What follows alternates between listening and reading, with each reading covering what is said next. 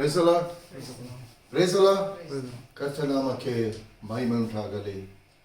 ನಮ್ಮ ದೇವರಾದ ಕರ್ತನು ನಮ್ಮ ಜೊತೆಗಾರನಾಗಿದ್ದುಕೊಂಡು, ದೇವರ ವಾಕ್ಯ ಹೇಳ್ತದೆ, ನಮ್ಮ ಬಲಗಡೆಯಲ್ಲಿ ನೆರಳಿನ ಉಪಾಧಿಯಲ್ಲಿ ಇದ್ದಾನೆಂಬುದಾಗಿ. ಪ್ರಿಯ ದೇವಜನರೇ, ಈ ವಿಶ್ರಾಂತಿಕರವಾದ ಈ ದಿನದಲ್ಲಿ ದೇವರಾದ ಕರ್ತನು ನನಗೂ ನಿಮಗೆ ಕೊಟ್ಟಿರುವಂಥ ಈ ಸಮಯವನ್ನು ದೇವರ ಸನ್ನಿಧಾನದಲ್ಲಿ ನಮ್ಮ ದೇವರಾದ ಕರ್ತನನ್ನು ಮಹಿಮೆ ಪಡಿಸುವುದಕ್ಕೋಸ್ಕರವಾಗಿ ದೇವರು ಕೊಟ್ಟಿರುವಂಥ ಈ ಅವಕಾಶ, ಈ ಸಮಯವನ್ನು ನಾವು ಹೇಗೆ ನಾವು ಕಳೀತಾ ಇದ್ದೀವಿ? ಪ್ರಿಯ ದೇವಜನರು, ಇಡೀ ವಾರದಲ್ಲಿ ಮಂಡೇ ಟು ಸ್ಯಾಟರ್ಡೆ ತನಕ, ಸೋಮವಾರದಿಂದ ಶನಿವಾರದ ತನಕ ಕೆಲಸದಲ್ಲಿ ಬಿಸಿ, ಅದು ಇದು ಎಂಬುದಾಗಿ ಹೇಳಿಕೊಂಡು ಲೋಕದ ರೀತಿಯಲ್ಲಿ ಲೋಕದಲ್ಲಿದ್ದು ಈ ಬಿಸಿ ಬಿಸಿ ಬಿಸಿ ಬಿಸಿ ಬಿಸಿ ಬಿಸಿ. ಆದರೆ ದೇವರಾದ ಕರ್ತನು ಕೊಟ್ಟಿರುವಂತ ಈ ಒಂದು ದಿನ, ಇನ್ನು ಅನೇಕರು ಹೇಳ್ತಾರೆ ವಾರ ಪೂರ್ತಿ ಕೆಲಸ ಆಯಿತು, ಒಂದು ದಿನ ಅಲ್ಲ, ಈ ಒಂದು ದಿನ ಸ್ವಲ್ಪ ಇನ್ನು ಜಾಸ್ತಿ ನಾನು ನಿದ್ದೆ ಮಾಡ್ತೀನಿ ಎಂಬುದಾಗಿ, ಸ್ವಲ್ಪ ಜಾಸ್ತಿ ನಾನು ನಿದ್ದೆ ಮಾಡ್ತೀನಿ. ಇನ್ನು ಸಂಡೇ ಕೂಡ ದೇವರು ಕೊಟ್ಟಿರುವಂತ ಈ ಸಮಯವನ್ನು ಕೂಡ ಕೆಲಸ ಕಾರ್ಯದಲ್ಲೇ ಇನ್ನೆಷ್ಟೋ ಜನ ಕಲಿಯೋರಾಗಿದ್ದಾರೆ. ದೇವರು ವಾಕ್ಯ ಹೇಳ್ತಿದೆ, ನಿದ್ದೆ ಮಾಡುವವನು ಎಚ್ಚರಗೊಳ್ಳು, ಸತ್ತವರನ್ನು ಬಿಟ್ಟು ಹೇಳು, ಯೆಹೋವನು ನಿನಗೆ ನಿತ್ಯ ಬೆಳಕಾಗಿದ್ದಾನೆ ಎಂಬುದಾಗಿ. ಇವತ್ತು ಪ್ರಿಯ ದೇವ ಜನರೇ, ದೇವರ ಆತ್ಮನ ಬೆಳಕು ಇವತ್ತು ನನ್ನಲ್ಲಿ ನಿಮ್ಮಲ್ಲಿ ಇದೆ. ಆ ಬೆಳಕು ಇವತ್ತು ನನ್ನ ನಿಮ್ಮ ಮೂಲಕವಾಗಿ ಆ ಬೆಳಕು ನೋಡ್ತಾ ಇದ್ದ ಜನರನ್ನು ಇವತ್ತು ನೋಡ್ತಾ ಇದ್ದೀರಾ. ಇವತ್ತು ನಮ್ಮನ್ನು ನಾವು ಪರೀಕ್ಷೆ ಮಾಡಿಕೊಳ್ಳೋಣ, ನಮಗೆ ನಾವು ಪ್ರಶ್ನೆ ಮಾಡಿಕೊಳ್ಳೋಣ. ಇವತ್ತು ದೇವರ ಸನ್ನಿಧಾನದಲ್ಲಿ ದೇವರಾದ ಕರ್ತನು ನನ್ನನ್ನು ನಿಮ್ಮನ್ನು ನಿಲ್ಲಿಸಿದ್ದಾನೆ. ಇವತ್ತು ಲೋಕದ ಮುಂದೆ ನಾನು ನೀನು ಹೋಗುವಂತ ವೇಳೆಯಲ್ಲಿ ಇವತ್ತು ಲೋಕ ನನ್ನನ್ನು ನಿಮ್ಮನ್ನು, ಇವನಲ್ಲಿ ಕ್ರಿಸ್ತನಿದ್ದಾನೆ, ಇವಳಲ್ಲಿ ಕ್ರಿಸ್ತನಿದ್ದಾನೆ, ಇವರನ್ನು ನೋಡುವಾಗಲೇ ದೇವರ ಬೆಳಕು ಇವರಲ್ಲಿ ಇದೆ ಎಂಬುದಾಗಿ ಇವತ್ತು ಯಾರಾದರೂ ಹೇಳ್ತಿದ್ದಾರೆ. ಪ್ರಿಯ ದೇವಜನರೇ, ದೇವರು ಕೊಟ್ಟಿರುವಂತ ಈ ಒಳ್ಳೆ ಸಮಯವನ್ನು, ಇದು ನಾಳೆ ಎಂಬುದಾಗಿ ಹೇಳಿದೆ, ನಾಳೆ ಈ ಸಮಯ ಬರಲ್ಲ ಪ್ರಿಯರೇ. ದೇವರು ಕೊಟ್ಟಿರುವಂತ ಈ ಸಮಯವನ್ನು ದೇವರ ಸನ್ನಿಧಾನದಲ್ಲಿ ದೇವರ ಮಹಿಮೆಗೋಸ್ಕರವಾಗಿ ನಮ್ಮನ್ನು ನಾವು ಪೂರ್ಣ ಹೃದಯದಿಂದಲೂ, ಪೂರ್ಣ ಪ್ರಾಣದಿಂದಲೂ, ಪೂರ್ಣ ಬುದ್ಧಿಯಿಂದಲೂ, ಪೂರ್ಣ ಶಕ್ತಿಯಿಂದಲೂ ನಿನ್ನ ದೇವರಾದ ಕರ್ತನನ್ನು, ನಿನ್ನ ದೇವರಾದ ಯೆಹೋವನನ್ನು ನೀನು ಸನ್ಮಾನಿಸು ಎಂಬುದಾಗಿ ದೇವರ ವಾಕ್ಯ ಹೇಳ್ತದೆ. ಮಹಿಮೆ ಪಡಿಸು ಎಂಬುದಾಗಿ ದೇವರ ವಾಕ್ಯ ಹೇಳ್ತದೆ. ಇವತ್ತು ಲೋಕದ ಜನ ಲೋಕದಲ್ಲಿ ಬ್ಯುಸಿಯಾಗಿ ಹೋಗಿಬಿಟ್ಟಿದ್ದಾರೆ. ಪ್ರಿಯ ದೇವಜನರೇ, ಇವತ್ತು ದೇವರ ಆತ್ಮನು ನನ್ನೊಂದಿಗೂ ನಿಮ್ಮೊಂದಿಗೆ ಇದ್ದುಕೊಂಡು ಆತನ ಬೆಳಕನ್ನು ಈ ಜನರ ಮುಂದೆ ಪ್ರಕಾಶಿಸುವುದಕ್ಕೋಸ್ಕರವಾಗಿ ಇವತ್ತು ನನ್ನನ್ನು ನಿನ್ನನ್ನು ನೇಮಿಸಿದ್ದಾನೆ. ಇವತ್ತು ನಾವು ನಿದ್ದೆ ಮಾಡುವವರಾಗಿದ್ದೇವಾ? ಎಚ್ಚರಗೊಂಡು ಎಚ್ಚರದಲ್ಲಿದ್ದುಕೊಂಡು ದೇವರ ವಾಕ್ಯದ ಆ ಪ್ರತ್ಯಕ್ಷತೆಯನ್ನು ತಿಳಿದುಕೊಳ್ಳಲು ದೇವರ ವಾಕ್ಯದ ಬಳಿಗೆ, ದೇವರ ಆತ್ಮನ ಸನ್ನಿಧಾನದ ಬಳಿಗೆ ನಮ್ಮನ್ನು ನಾವು ಬರಮಾಡಿಕೊಳ್ತಿದ್ದೇವಾ? ದೇವರ ಆತ್ಮನ ಸ್ವರವನ್ನು ನಾವು ಕೇಳ್ತಾ ಇದ್ದೀವಾ? ದೇವರ ಆತ್ಮನ ಸ್ವರಕ್ಕೆ ನಾವು ವಿಧೇಯರಾಗಿ ನಾವು ನಡೀತಿದ್ದೇವಾ? ಇವತ್ತು ಪ್ರಿಯರೇ, ಎಲ್ಲದಕ್ಕೂ ಸಮಯ ಇದೆ. ಆದರೆ ಪ್ರಾರ್ಥನೆಗೆ, ದೇವರ ವಾಕ್ಯಕ್ಕೆ ಎಂಬುದಾಗಿ ಬರುವುದಾದರೆ ಇವತ್ತು ಸಮಯ ಕಡಿಮೆ.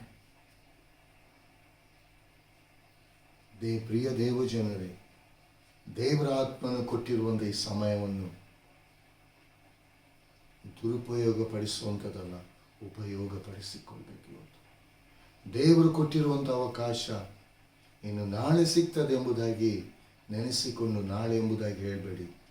ಇವತ್ತೇ ಈ ಪ್ರಸನ್ನತೆ, ಇವತ್ತು ಈ ಸುದಿನ ಪ್ರಿಯ ದೇವಜನರೇ, ದೇವರಾತ್ಮನು ನಿಮ್ಮೊಂದಿಗೆ ಮಾತನಾಡಲಿಕ್ಕೆ ಆತನು ರೆಡಿ ಇದ್ದಾನೆ. ನೀವು ರೆಡಿ ಇದ್ದೀರಾ? ದೇವರು ತನ್ನ ವಾಕ್ಯದ ಮೂಲಕ ಇವತ್ತು ನಿಮ್ಮ ಸ್ಥಾನವನ್ನು ಆತನು ತೋರಿಸಿಕೊಡ್ಲಿಕ್ಕಿದ್ದಾನೆ. ನೀವು ರೆಡಿ ಆಗಿದ್ದೇವಾ? ಕರ್ತನ ಸಿದ್ಧನಾಗಿದ್ದೇನೆ.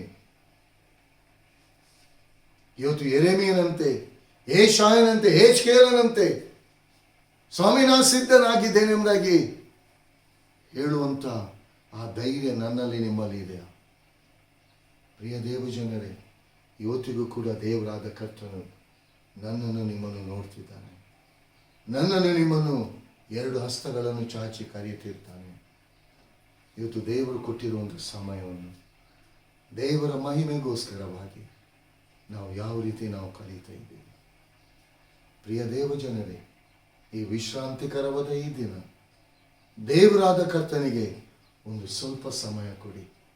ವಾಕ್ಯಕ್ಕೋಸ್ಕರ ಸ್ವಲ್ಪ ಸಮಯ ಕೊಡಿ. ನಿಮ್ಮ ಹೃದಯದಲ್ಲಿ ಒಂದು ಸ್ವಲ್ಪ ಸ್ಥಾನವನ್ನು, ಒಂದು ಹೃದಯದಲ್ಲಿ ಸ್ವಲ್ಪ ಸ್ಥಳವನ್ನು ಆತನಿಗೆ ಕೊಡಿ. ಪ್ರಿಯರೇ, ಆ ಹೃದಯ ಎಂಬ ಆಲಯದಲ್ಲಿ ಲೋಕದ ರೀತಿಯಲ್ಲಿರುವಂಥ ಎಲ್ಲ ಕಾರ್ಯಗಳನ್ನು ತನ್ನ ವಾಕ್ಯದ ಮೂಲಕ ಅದನ್ನು ಶುದ್ಧೀಕರಿಸಿ, ವಾಕ್ಯದ ಮೂಲಕ ನಿಮ್ಮ ಜೀವಿತವನ್ನು ಸ್ಥಾಪಿಸುವವನಾಗಿದ್ದಾನೆ. ನಿಮ್ಮ ಜೀವಿತವನ್ನು ಶುದ್ಧೀಕರಿಸಿ ತನ್ನ ಆತ್ಮನ ಮೂಲಕ ಆತನು ನಡೆಸಲು ಶಕ್ತನಾಗಿದ್ದಾನೆ. ಪ್ರಿಯ ದೇವಜನರೇ,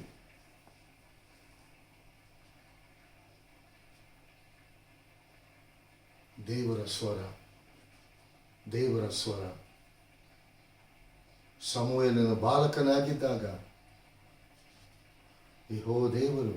ದೇವರಾತ್ಮನು ಸಮುವೇಲನೇ ಎಂಬುದಾಗಿ ಕರೆದಂಥ ವೇಳೆಯಲ್ಲಿ ದೇವರಾತ್ಮನ ಕರೆಯುವಂಥ ಸ್ವರ ಅವನಿಗೆ ಅನುಭವ ಇರಲಿಲ್ಲ. ಆದರೆ ತಕ್ಷಣ ಎದ್ದುಕೊಂಡು ಹೋಗ್ತಿದ್ದ. ಪ್ರಿಯ ದೇವಜನರೇ, ಇದೇ ರೀತಿ 3 ಸಾರಿ ವಾಣಿ ಆಯಿತು.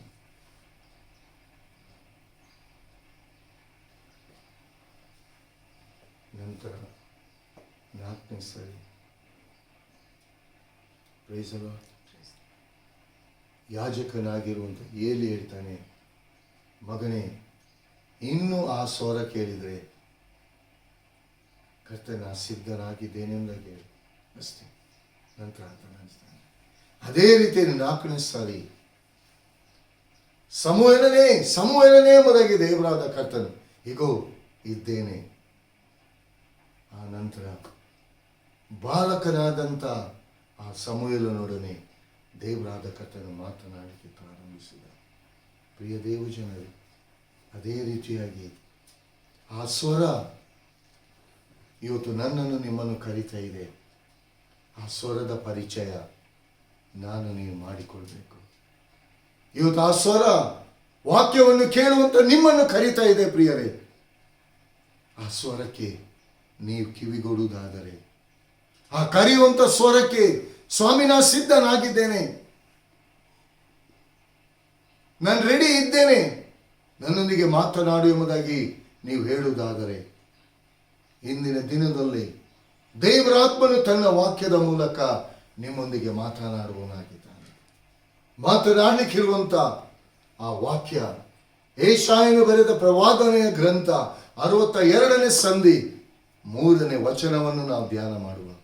ಏಷಾಯನು ಬರೆದ ಪ್ರವಾದನೆಯ ಗ್ರಂಥ 62ನೇ ಸಂಧಿ 3ನೇ ವಚನವನ್ನು ನಾವು ಧ್ಯಾನ ಮಾಡುವ.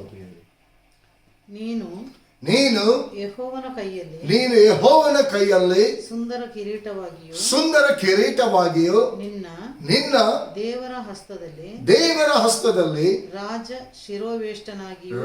ಶಿರೋವೇಷ್ಟನವಾಗಿಯೂ ಇರುವಿ. Praise the lord.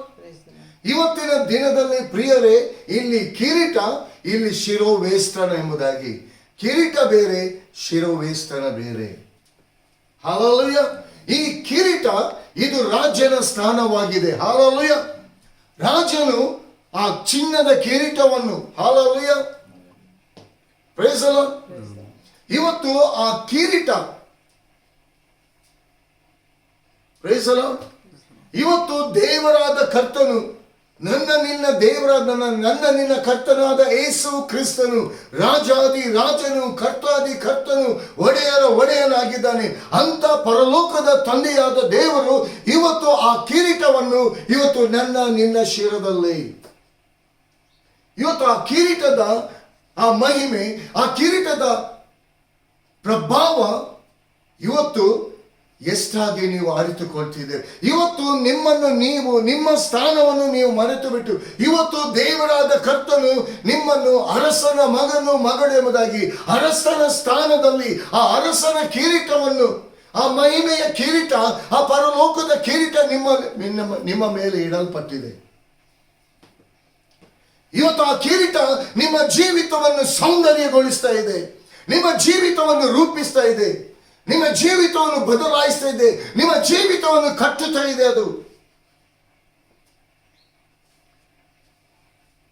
ಇವತ್ತು ದೇವರ ಮಹಿಮೆ ಎಂಬ ಕಿರೀಟ. ಇವತ್ತು ನೀವು ಲೋಕದಲ್ಲಿ ಹೋಗುವಂತ ವೇಳೆಯಲ್ಲಿ ನಿಮ್ಮ ಅಂದ ಚಂದ ಲೋಕದ ನೋಡಿ ನಿಮ್ಮನ್ನು ಹೊಗಳುವಂಥದ್ದಲ್ಲ. ಇವತ್ತಿನ ದಿನದಲ್ಲಿ ಪ್ರಿಯ ದೇವ ಜನರೇ, ನಿಮ್ಮಲ್ಲಿ ಇರುವಂತ ದೇವರ ಮಹಿಮೆ ಇವತ್ತು ಲೋಕ ಕಾಣಬೇಕು. ಇವತ್ತು ಲೋಕ ಕಾಣುವಂತ ರೀತಿಯಲ್ಲಿ ದೇವರ ಮಹಿಮೆ ನಿಮ್ಮ ಮೂಲಕವಾಗಿ ಲೋಕ ಕಾಣುವಂತ ರೀತಿಯಲ್ಲಿ ನಿಮ್ಮನ್ನು ನೀವು ಸಿದ್ಧಪಡಿಸಿಕೊಳ್ತಿದ್ದೀರಾ. ಇವತ್ತು ಯಾವ ಮನುಷ್ಯರಲ್ಲಿ ಒಂದು ಮಾತನಾಡ್ಲಿಕ್ಕೆ ಹೋದ್ರೂ ಕೂಡ ಅವನ ಬಲಹೀನತೆಯನ್ನು, ಅವನ ಕೊರತೆಯನ್ನೇ ಮಾತನಾಡ್ತೇವೆ. ನಾನು ಏನು ಗತಿ ಇಲ್ಲದವನಾಗಿದ್ದೇನೆ, ನನಗೆ ಬಲ ಇಲ್ಲ, ನನಗೆ ಶಕ್ತಿ ಇಲ್ಲ, ನನಗೆ ಮುಂಚೆ ನಾನು ಓಡ್ತಾ ಇದ್ದೆ, ಈಗ ಓಡ್ಲಿಕ್ಕೆ ಆಗುದಿಲ್ಲ, ಮುಂಚೆ ನಾನು ಆ ಕೆಲಸ ಮಾಡ್ತಿದ್ದೆ, ನಾನು ಅದು ಮಾಡ್ತಿದ್ದೆ, ಇದು ಮಾಡ್ತಿದ್ದೆ, ಈಗ ಆಗ್ತಾ ಇಲ್ಲ. ಪ್ರಿಯ ದೇವ ಜನರೇ, ನಾವು ಹಿಂದಿನ ನಮ್ಮ ಆ ಮಾತುಗಳನ್ನು ಹೇಳುವಂಥದ್ದಲ್ಲ. ಇವತ್ತು ಪ್ರೆಸೆಂಟ್ ಅದೇ ಬಲ, ಅದೇ ಶಕ್ತಿ ಇವತ್ತು ನಿನ್ನಲ್ಲಿ ಇದೆ. ನೀನು ಅದನ್ನು ಉಪಯೋಗಿಸಿಕೊಳ್ತಾ ಇಲ್ಲ. ನಿನ್ನಲ್ಲಿ ದೇವರ ಮಹಿಮೆ ಇದೆ.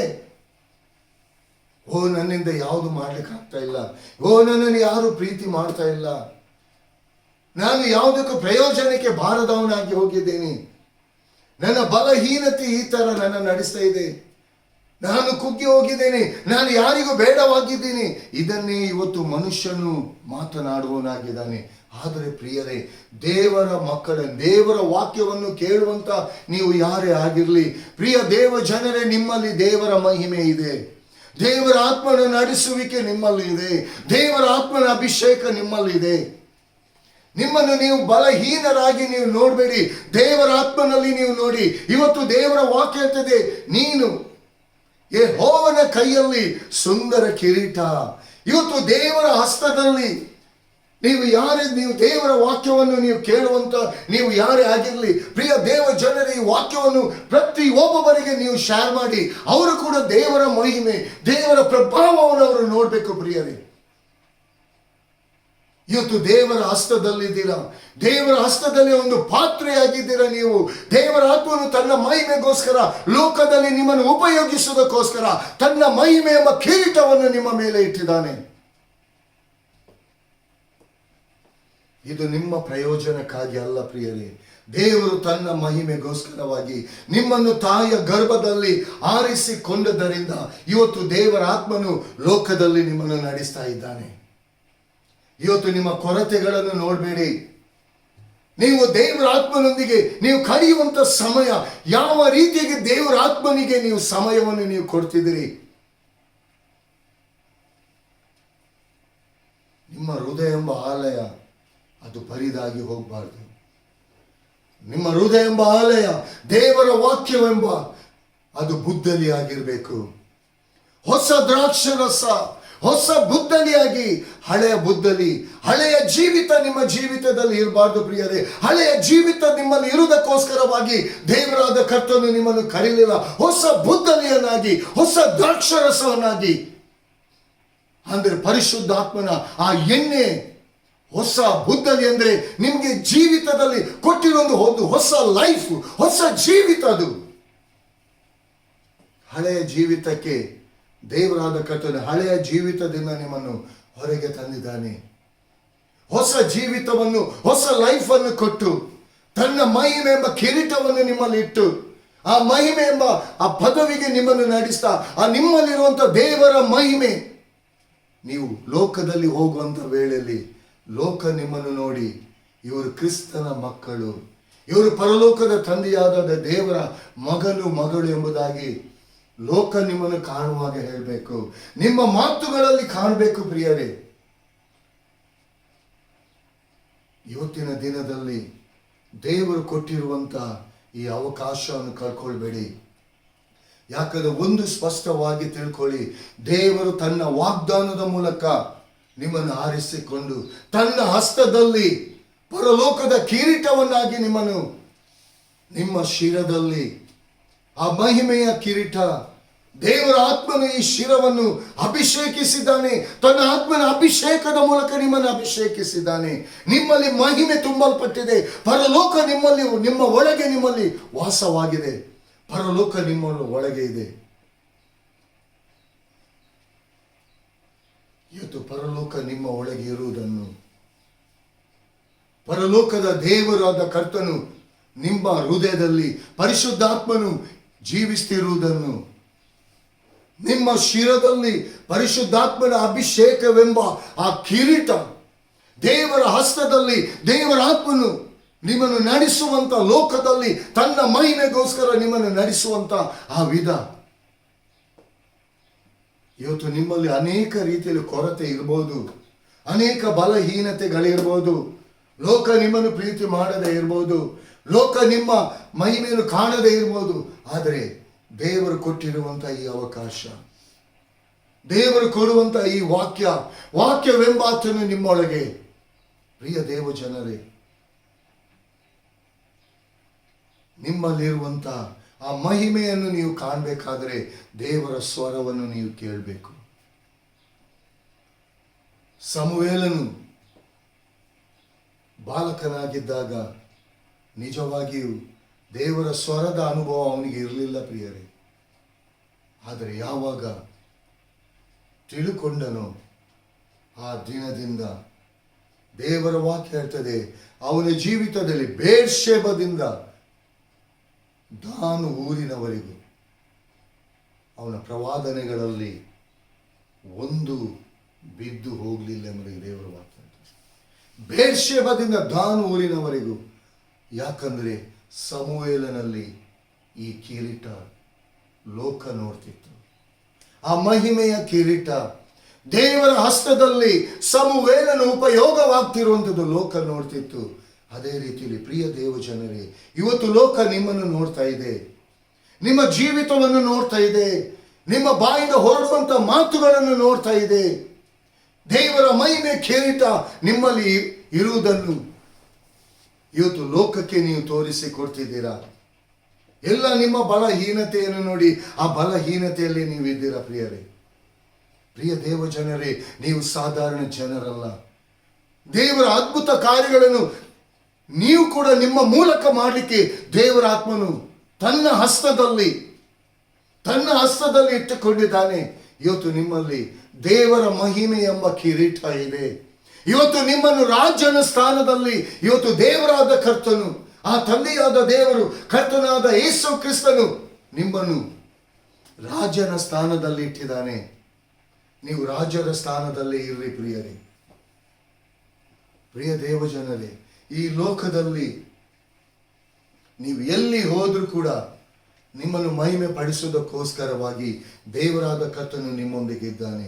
ಫಸ್ಟ್ ನೀವು ದೇವರಾದ ಕರ್ತನನ್ನು ಮಹಿಮೆ ಪಡಿಸಿ, ದೇವರಾದ ಕರ್ತನ ಆ ಮಹಿಮೆಯುಳ್ಳ ಕಾರ್ಯಗಳನ್ನು ಡೇ ಬೈ ಡೇ ನೀವು ತಿಳ್ಕೊಳ್ಳಿ. ದೇವರಾದ ಕರ್ತನಿಗೆ ಆ ಮಹಿಮೆಯುಳ್ಳ ಕಾರ್ಯಗಳನ್ನು ತಿಳ್ಕೊಳ್ಳಲು ದೇವರಾದ ಕರ್ತನಿಗೆ ನಿಮ್ಮ ಜೀವಿತದಲ್ಲಿ ಆ ಸಮಯವನ್ನು ನೀವು ಕೊಡಿ.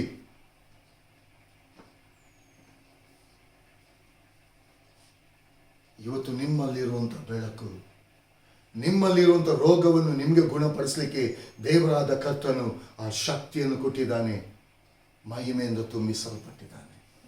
ಆ ಮಹಿಮೆ ನಿಮ್ಮ ಒಳಗಿದೆ ಪ್ರಿಯರೇ.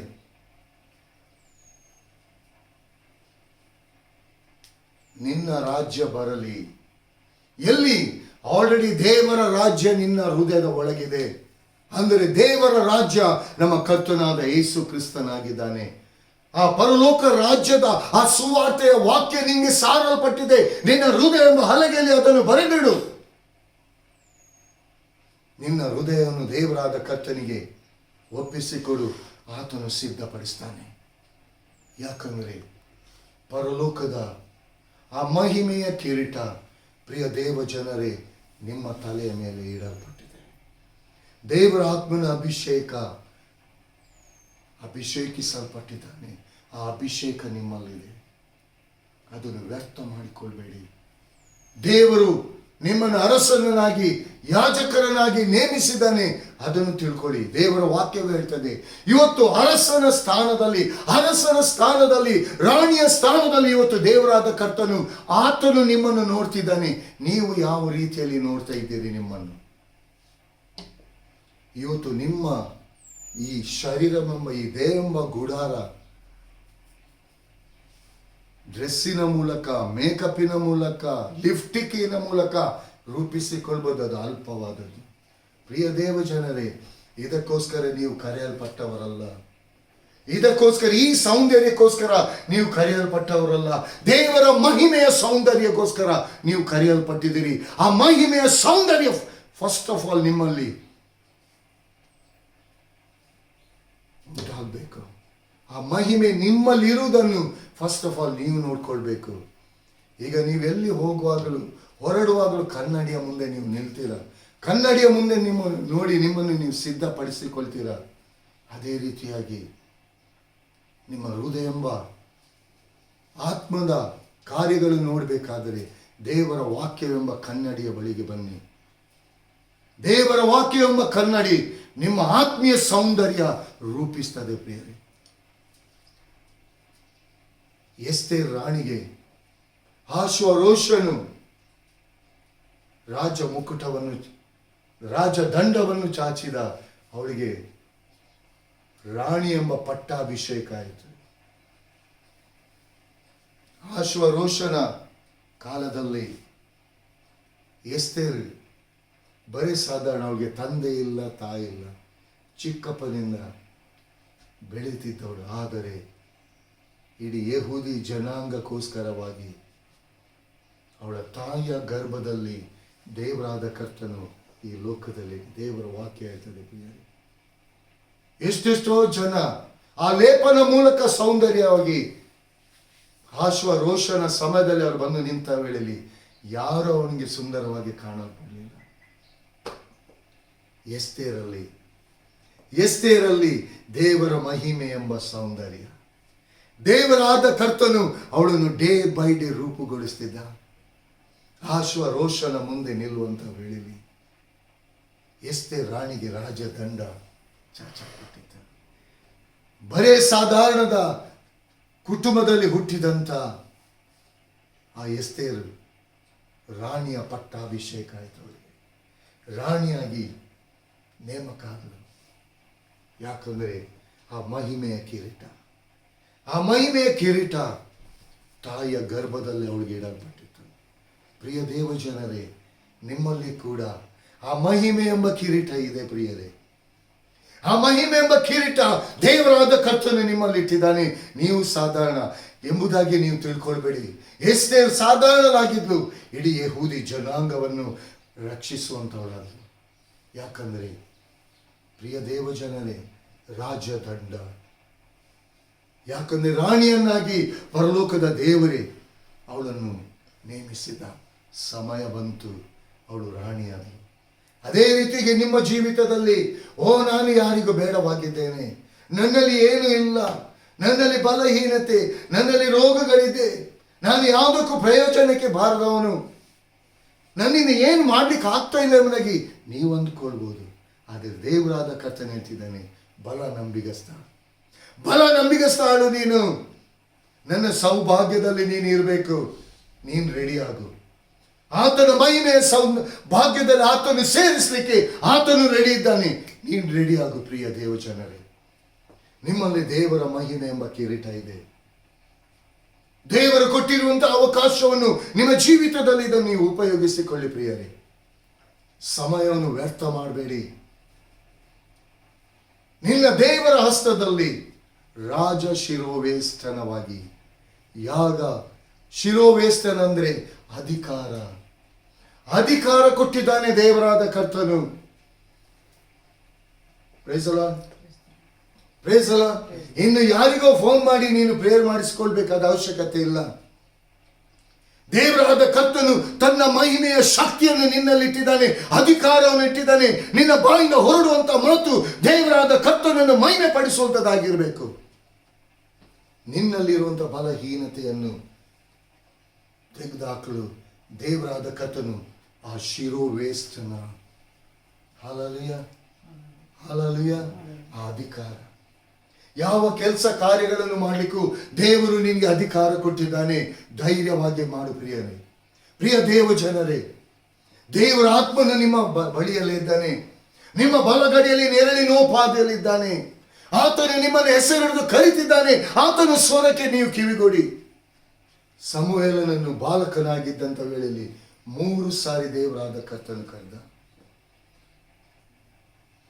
ಬಾಲಕನಾದ ಸಮುವೇಲನು ನನ್ನನ್ನು ಕರೆದದು ಏಲಿ ಎಂಬುದಾಗಿ ಏಲಿಯನ ಬಳಿಗೆ ಹೋಗ್ತಾನೆ. ಏಲಿಗೆ ಫಸ್ಟ್ ಬರುವಾಗ ಒಂದು ವೇಳೆ ಇವನೇನನ್ನು ಕನಸು ಕಂಡನೋ ಏನೆಂಬುದಾಗಿ, 2ನೇ ಸಾರಿ ಕೂಡ ಯಾಕೆ ಇವನು ಕನಸು ಕಂಡನೋ ಏನೆಂಬುದಾಗಿ, ಆದರೆ 3ನೇ ಸಾರಿ ಬರುವಾಗ ಏಲಿಗೆ ಗೊತ್ತಾಯಿತು ಈ ಬಾಲಕನನ್ನು ಕರೆದದ್ದು ಯೆಹೋವ ದೇವರೇ. ಏಲಿಯನ್ ಹೇಳ್ತಾನೆ, ಇನ್ನು ಆ ಸ್ವರ ನೀನು ಕೇಳಿದರೆ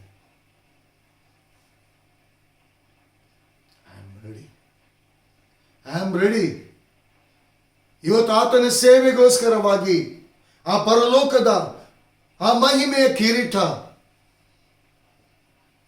ಆ ಅಧಿಕಾರವನ್ನು ದೇವರು ನಿಮಗೆ ಕೊಟ್ಟಿದ್ದಾನೆ. ಉಪಯೋಗಿಸ್ಲಿಕ್ಕೆ ನೀನು ರೆಡಿ ಇದೆಯಾ? ನೀ ರೆಡಿ ಇರುವುದಾದರೆ ಆತನು ಕರೆಯೋನಾಗಿದ್ದಾನೆ. ಆತನ ಸ್ವರದ ಅನುಭವವನ್ನು, ಆ ಸ್ವರದ ಆ ಪರಿಚಯವನ್ನು ನೀನು ಹೊಂದಿಕೋ ಪ್ರಿಯರೇ. ನಿಮ್ಮಲ್ಲಿರುವಂಥ ಕೊರತೆಯನ್ನು ನೋಡಿ ಮಾತಾಡಬೇಡಿ. ನಿಮ್ಮಲ್ಲಿರುವಂಥ ಬಲಹೀನತೆಯನ್ನು ನೋಡಿ ಮಾತಾಡಬೇಡಿ. ನಿಮ್ಮಲ್ಲಿ ಇರುವಂಥ ಅಧಿಕಾರವನ್ನು ನೋಡಿ, ನಿಮ್ಮಲ್ಲಿರುವಂಥ ಮಹಿಮೆಯನ್ನು ನೋಡಿ. ದೇವರಾದ ಕರ್ತನು ನಿನ್ನನ್ನು ಅಲ್ಪನಾಗಿ ನೋಡ್ತಿಲ್ಲ, ತನ್ನ ಮಹಿಮೆಯಲ್ಲಿ ತನ್ನ ಮಗನಾಗಿ ಮಗಳಾಗಿ ನೋಡ್ತಿದ್ದಾನೆ. ದೇವರಾದ ಕರ್ತನಲ್ಲಿ ಇರುವಂತಹ ಅಧಿಕಾರವನ್ನು ಕೂಡ ದೇವರಾದ ಕರ್ತನು ನಿಮಗೆ ಕೊಟ್ಟಿದ್ದಾನೆ. ಇದನ್ನು ಉಪಯೋಗಿಸಿ. ಪ್ರಿಯ ದೇವಜನರೇ, ದೇವರ ವಾಕ್ಯ ಹೇಳ್ತದೆ, ಯಾವಾಗ ಆ ಸ್ವರದ ಅನುಭವವನ್ನು ಸಮುವೇಲನು ಹೊಂದಿಕೊಂಡನ, ಕರ್ತನೇ ನಾನು ರೆಡಿ ಇದ್ದೇನೆ ಎಂಬುದಾಗಿ ಯಾವಾಗ ಹೇಳಿದನ, ಆ ಬಾಲಕನಿಂದ ಹಿಡಿದು ಅವನು ಸಾಯುವವರೆಗೂ, ವೃದ್ಧನಾಗಿ ಸಾಯುವವರೆಗೂ ಅವನು ರೋಗದಲ್ಲಿ ಸಾಯಲಿಲ್ಲ, ಬಲಹೀನತೆಯಲ್ಲಿ ಸಾಯಲಿಲ್ಲ. ದೇವರ ಆತ್ಮನ ಒಯ್ಯಲ್ಪಟ್ಟ. ಹಲ್ಲೆಲೂಯಾ. ದಾನೂರಿನಿಂದ ಹಿಡಿದು ಬೇರ್ಷೆಬದವರೆಗೂ ಅವನ ಪ್ರವಾದನೆಯಲ್ಲಿ ಒಂದು ಬಿದ್ದು ಹೋಗಲಿಲ್ಲ. ಇವತ್ತು ಎಷ್ಟೋ ಜನರ ಜೀವಿತದ ಕಳ್ಕೊಂಡಂತ ಜೀವಿತವನ್ನು ಕಟ್ಟುವುದಕ್ಕಾಗಿ ದೇವರ ಮಹಿಮೆ ಎಂಬ ಕಿರೀಟ ನಿಮಗೋಸ್ಕರ ಇಡಲ್ಪಟ್ಟಿದೆ. ಆ ಕಳ್ಕೊಂಡಂತ ಮಹಿಮೆಯನ್ನು ದೇವರಾದ ಕರ್ತನು ನಿನ್ನ ಮೂಲಕ ಅವರ ಜೀವಿತವನ್ನು ಕಟ್ಟುವುದಕ್ಕಾಗಿ, ನಿನ್ನ ಮೂಲಕ ಜೀವಿತ ರೂಪಿಸುವುದಕ್ಕೋಸ್ಕರವಾಗಿ ನಿನ್ಗೆ ಅಧಿಕಾರವನ್ನು ಕೊಟ್ಟಿದ್ದಾನೆ. ಉಪಯೋಗಿಸಿಕೊಳ್ಳಿ ಪ್ರಿಯರೇ. ಇದು ಒಳ್ಳೆ ಆಪರ್ಚುನಿಟಿ, ಒಳ್ಳೆ ಅವಕಾಶ ದೇವರು ಕೊಟ್ಟದ್ದನ್ನು ಇದು ಮಿಸ್ ಮಾಡ್ಕೊಳ್ಬೇಡಿ. ಇವತ್ತು ಬರೇ ಯಾವ ರೀತಿಯಾಗಿ ನಿಮ್ಮ ದೇವರಾದ ಕರ್ತನನ್ನು ನೀವು ಸನ್ಮಾನಿಸ್ತಿದ್ದೀರಾ? ಪೂರ್ಣ ಹೃದಯದಿಂದ, ಪೂರ್ಣ ಹೃದಯ, ಎಡಬಲಕಲ್ಲ, ಯಥಾರ್ಥವಾದ ಹೃದಯದಿಂದ ದೇವರ ಆತ್ಮನೊಂದಿಗೆ ನೀನು ಮಾತನಾಡ್ತಾ ನಿನ್ನ ಹೃದಯ ಕನೆಕ್ಟ್ ಆಗಬೇಕು. ದೇವರ ಆತ್ಮನ ಸ್ವರವನ್ನು ಕೇಳುವಂತವನಾಗಿರ್ಬೇಕು. ಪೂರ್ಣ ಪ್ರಾಣ ಅಂದ್ರೆ ಈ ಜೀವವನ್ನು, ಈ ಉಸಿರನ್ನು ಕೊಟ್ಟಂತ ದೇವರಾದ ಕರ್ತನಿಗೆ ನಿನ್ನ ಲೈಫನ್ನೇ ನೀನು ದೇವರಾದ ಕರ್ತನಿಗೆ ನೀನು ಕೊಡುವುದಾದರೆ, ಪೂರ್ಣ ಬುದ್ಧಿ, ಪರಲೋಕದ ದೈವಿಕವಾದ ಜ್ಞಾನವನ್ನು ದೇವರು ನಿಂಗೆ ಇಟ್ಟಿದ್ದಾನೆ. ಯಾವುದು ಕೆಟ್ಟದು, ಯಾವುದು ಒಳ್ಳೆಯದು, ಯಾವುದು ಮೋಸ, ವಂಚನೆ, ಕಪಟ, ಸುಳ್ಳು ಎಲ್ಲವನ್ನು ತಿಳ್ಕೊಳ್ಳಿಕ್ಕಾಗುವಂತೆ ಸರಿಯಾದ ವೇಯಲ್ಲಿ ಜನರನ್ನು ನಡೆಸುವುದಕ್ಕೋಸ್ಕರ ದೇವರಾದ ಕರ್ತನು ನಿನ್ನ ಪರಲೋಕದ ದೈವಿಕವಾದ ಜ್ಞಾನವನ್ನು ನಿನ್ನಲ್ಲಿ ಇಟ್ಟಿದ್ದಾನೆ. ಆ ಜ್ಞಾನದ ಮೂಲಕ ಪೂರ್ಣ ಶಕ್ತಿ ಅಂದರೆ ನಾನು ನಾನು ನನ್ನದು ನನ್ನಿಂದ ಎಂಬುದಾಗಿ ಹೇಳಿಕೊಳ್ಳಿಕ್ಕೆ ದೇವರು ನಿನಗೆ ಅದನ್ನು ಕೊಡಲಿಲ್ಲ. ದೇವರ ಮಹಿಮೆ ನಿನ್ನಲ್ಲಿ ಇರುವುದನ್ನು, ನಿನ್ನ ಮೂಲಕ ಅದನ್ನು ಪ್ರಕಟಿಸಲಿಕ್ಕೆ ಆ ಶಕ್ತಿಯನ್ನು ದೇವರು ನಿನಗೆ ಕೊಟ್ಟಿದ್ದಾನೆ. ಇದರ ಮೂಲಕವಾಗಿ ನಿನ್ನ ದೇವರಾದ ಕರ್ತನನ್ನು ನೀವು ಮಹಿಮೆ ಪಡಿಸ್ತೀರಾ. ಇವತ್ತಿನ ದಿನದಲ್ಲಿ ಆ ಪರಲೋಕದ ದೇವರ ಮಹಿಮೆ ಎಂಬ ಕಿರೀಟ ನಿಮ್ಮಲ್ಲಿ ಇರುವುದನ್ನು ನೀವು ನೋಡ್ತೀರಾ. ದೇವರು ಕೊಟ್ಟಿರುವಂತಹ ಅಧಿಕಾರವನ್ನು ನೀವು ಉಪಯೋಗಿಸ್ತೀರಾ. ಈ ದಿನ, ಈ ಕ್ಷಣದಿಂದಲೇ ನೀವು ಮಾತ್ರ ಅಲ್ಲ, ನಿಮ್ಮ ಕುಟುಂಬದಲ್ಲಿ ದೇವರಾದ ಕರ್ತನು ನಿಮ್ಮ ಮೂಲಕ ಅದ್ಭುತ ಕಾರ್ಯ ಮಾಡ್ತಾನೆ. ದೇವರ ಆತ್ಮನ ಶಕ್ತಿ ನಿಮ್ಮಲ್ಲಿ ಇದೆ ಪ್ರಿಯವೇ. ನಿಮ್ಮನ್ನು ನೀವು ನೋಡಿ ಕಡೆಗಾಣಿಸಿಕೊಳ್ಬೇಡಿ. ನಿಮ್ಮನ್ನು ನೋಡಿ ನೀವು ಅಲ್ಪರೆಂಬುದಾಗಿ ಎಣಿಸಿಕೊಳ್ಬೇಡಿ. ನೀವು ಬೆಲೆ ಉಳ್ಳವರಾಗಿದ್ದೀರಾ. ಯಾಕಂದರೆ ಯೇಸು ಕ್ರಿಸ್ತನ ಆ ಪರಿಶುದ್ಧವಾದ ಮಹಿಮೆಯುಳ್ಳ ಆ ಬೆಲೆ ನಿಮಗೋಸ್ಕರ ಕೊಡಲ್ಪಟ್ಟಿದೆ. ಆ ಪರಿಶುದ್ಧವಾದ ರಕ್ತ ಕೊಡಲ್ಪಟ್ಟಿದೆ. ಆ ಬೆಲೆಯನ್ನು ಅಲ್ಪವಾಗಿ ತಿಳ್ಕೊಳ್ಬೇಡಿ.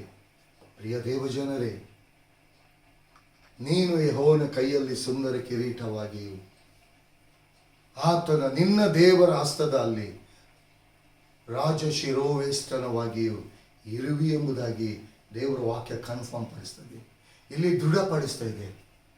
ಪ್ರಿಯ ದೇವಜನರೇ, ಇದನ್ನು ನೋಡಿ ದೇವರ ವಾಕ್ಯದಲ್ಲಿ ನೆಲೆಗೊಂಡು ದೇವರ ಆತ್ಮನ ವಾಕ್ಯಕ್ಕೆ ನಿಮ್ಮನ್ನು ನೀವು ಒಪ್ಪಿಸಿಕೊಟ್ಟು ಈ ದಿನದಿಂದ, ಈ ಕ್ಷಣದಿಂದ ದೇವರ ಆತ್ಮನ ನಡೆಸುವಿಕೆಯಲ್ಲಿ ನಡೆಸಲಿಕ್ಕೆ ನಿಮ್ಮನ್ನು ಒಪ್ಪಿಸಿಕೊಡುವುದಾದರೆ ಆ ಮಹಿಮೆ ಎಂಬ ಕಿರೀಟ ನಿಮ್ಮಲ್ಲಿ ಇರುವುದನ್ನು ಲೋಕ ನೋಡ್ತದೆ. ಪರಲೋಕದ ಅಧಿಕಾರ ನಿಮ್ಮಲ್ಲಿ ಇರುವುದನ್ನು ಲೋಕ ಕಾಣುವಂತೆ, ಪರಲೋಕದ ತಂದೆಯಾದ ದೇವರನ್ನು ಲೋಕ ಕೊಂಡಾಡುವಂತೆ ನಿಮ್ಮ ಮೂಲಕ ದೇವರಾದ ಕರ್ತನು ಕಾರ್ಯ ಮಾಡಲಿಕ್ಕೆ ಈಗಲೂ ರೆಡಿ ಇದ್ದಾನೆ. ನೀವು ರೆಡಿಯಾಗಿ ದೇವರು ಈ ವಾಕ್ಯಗಳನ್ನು ಆಶೀರ್ವದಿಸಿ. ಕರ್ತನಾಮಕ್ಕೆ ಮಹಿಮೆ ಉಂಟಾಗಲಿ. ಆಮೇಲೆ